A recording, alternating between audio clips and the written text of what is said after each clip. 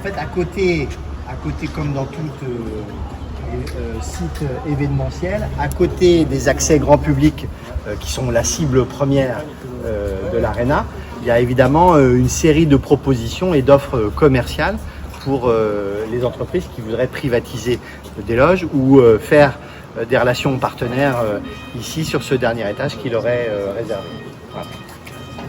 Capacité de 800 places, mais il n'est pas ouvert au grand public les soirs de spectacle parce qu'on a besoin de pouvoir stationner les personnels qui travaillent sur les spectacles. On a besoin de stationner les bénévoles, on a besoin de stationner les partenaires qui nous aident à organiser ces spectacles. On a besoin de stationner ceux à qui on a commercialisé des espaces.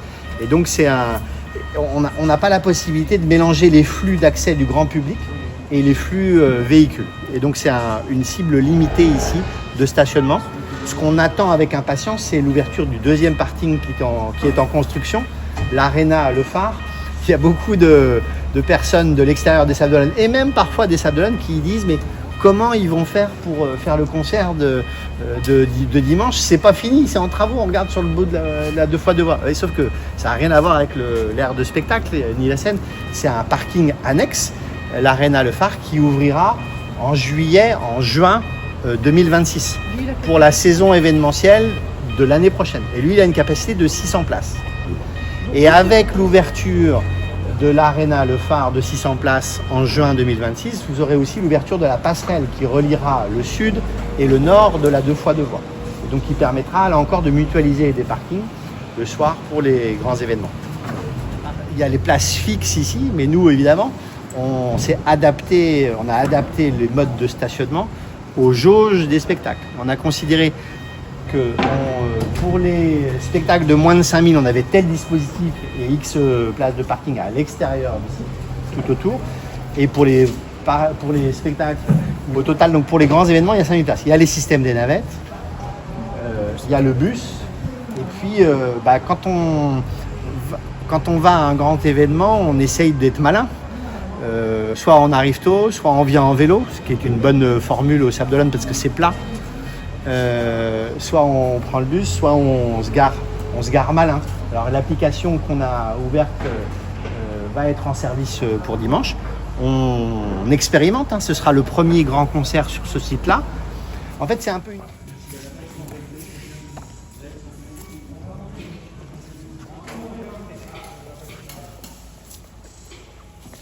Entendez l'acoustique, oui, ça change par rapport au hall. C'est vrai. Donc là, c'est la seule salle en fait de l'Arena qui est dédiée à une activité exclusive, la gym. Toutes les autres sont polyvalentes et accueillent plusieurs sports ou plusieurs disciplines. Ici, c'est dédié à la gymnastique. Parce qu'en fait, simplement parce que la gym était hébergée dans la salle Beau Séjour, elle l'est encore d'ailleurs, dans des conditions qui datent d'il y a 60 ans, quoi. Et c'est un club qui est très dynamique, qui accueille des enfants de toute l'agglomération et qui avait besoin d'un équipement à la mesure de sa dynamique. Et donc, on a choisi c'est difficilement partageable avec d'autres activités. La gym, il y a les agrès, etc., etc.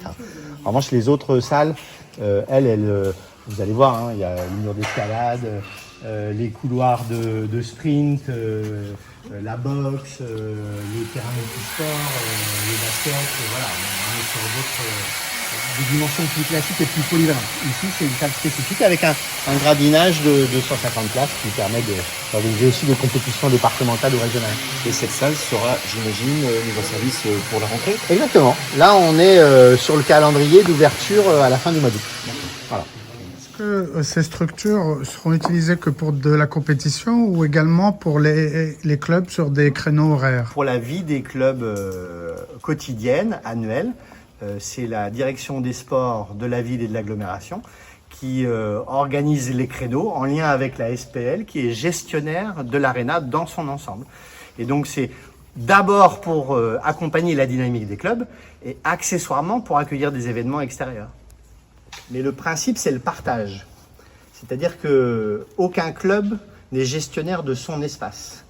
C'est l'agglomération et son bras, la SPL, qui sont gestionnaires. et qui cherchent à mutualiser.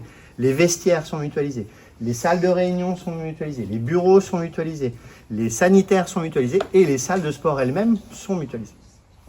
On joue au basket et pendant qu'on est dans le mur d'escalade. On se prend pas un ballon de basket quand on grimpe, quoi. Schématiquement. Ça peut faire mal les ballons de basket. J'ai cassé quelques paires. Deuxième salle équipée, après Pierre Quinon à Nantes. C'est les enfants pourront exploiter l'ensemble de la salle avec des chaussures à pointe. Et alors ça transperce le sol ou ça reste par-dessus? Ça transperce le sol et le sol reprend sa forme. Mémoire de forme, quoi. Un mémoire de forme. D'accord. Comme le troisième, on estime en charge nette, en coût net pour l'agglomération, à 1 335 000 € par an. C'est ce que l'agglo va verser à la SPL pour gérer à sa place et financer les fluides, l'animation, le personnel, la sécurité, etc. sur l'ensemble de l'arène. Pourquoi le personnel, il va y avoir du recrutement pour gérer tout ça? C'est que globalement, il est déjà fait. Parce que c'est la SPL Destination des Sables d'Olonne qui est aussi les gestionnaires des attentes. Et donc, voilà, nos personnels qui gèrent les spectacles et les événements et la location des Atlantes sont tout à fait à même de gérer les locations ici sur l'Arena. Il y a combien de loges là sur le stadium? 3. Elles sont grandes du tout. Oui, c'est des grandes loges. Mais là encore, le pari pour nous, c'est que les clubs puissent avoir des recettes supplémentaires qui permettent leur progression sans avoir recours directement à l'argent public de la collectivité. Donc ça, on espère que ça va être un cercle vertueux. Ça va être Calogero. Donc là, ici, vous êtes sur la scène de l'Arena Théâtre. Et ici, vous avez le balcon qui comprend 1000 places assises et des places en gradin rétractable qui peuvent être assis, où on peut avoir une capacité de 1000 places assises en rez-de-chaussée, 1000 places au balcon, ça fait 2000 assises, où on peut avoir une configuration assis-debout, concert un peu vivant, un peu actif, avec 1000 places à l'étage et 3000 au rez-de-chaussée. Là, vous êtes à l'emplacement de la scène. La particularité de cette salle, c'est un peu comme, c'est un peu la même idée que sur l'Arena Forum, c'est de chercher la polyvalence entre les équipements. De même que là-bas, le parking sert aussi de gradinage, ici, cette scène, elle sert à la fois pour l'Arena Théâtre à l'intérieur et pour un théâtre de verdure qui va être aménagé ici à l'extérieur, qui s'appelle l'Arena Agora, avec une capacité petite de 2000 places maximum. Voilà. Donc ça, c'est pour la fin de l'été 2026. Vous voyez, on n'est pas encore prêt. On n'est pas dans le niveau de finition de l'Arena Stadium que vous avez vu tout à l'heure. Et juste, je voulais compléter la présentation de l'ensemble par un petit mot sur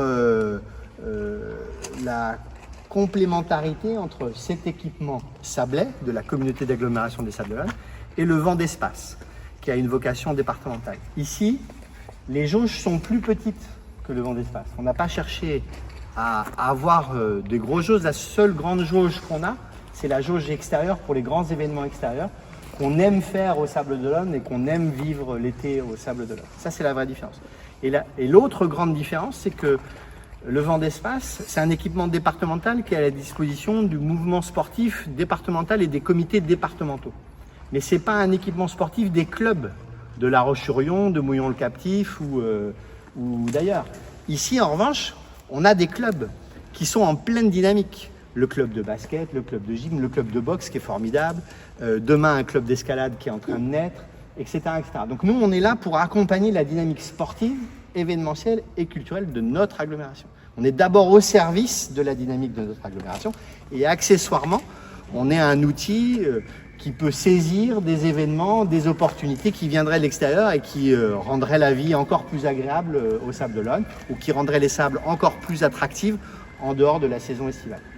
Donc nous, on n'a jamais cherché à concurrencer qui que ce soit, on a cherché à satisfaire les besoins de notre agglomération et à essayer d'être complémentaire de ce qui existe par ailleurs.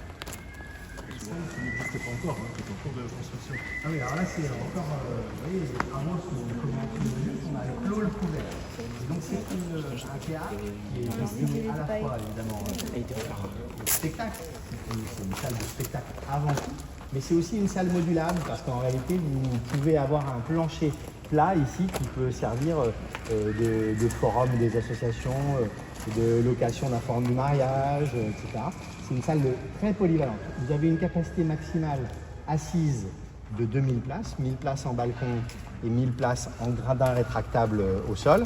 Mais vous avez une capacité maximale de 1000 places assises plus 3000 debout, 4000 pour des concerts un peu plus énergiques. Voilà. Et la particularité de l'Arena Théâtre qui ouvrira en septembre 2026 avec un concert de Calogero dont les places sont déjà à la vente, c'est d'avoir une scène qui sert à la fois pour le théâtre à l'intérieur et pour l'extérieur, puisqu'on a un aménagement d'écrin de verdure ici, de théâtre de verdure qu'on appelle l'Arena Agora, qui servira à des petits concerts d'été pour une jauge de 1000, 1500 ou 2000 places maximum.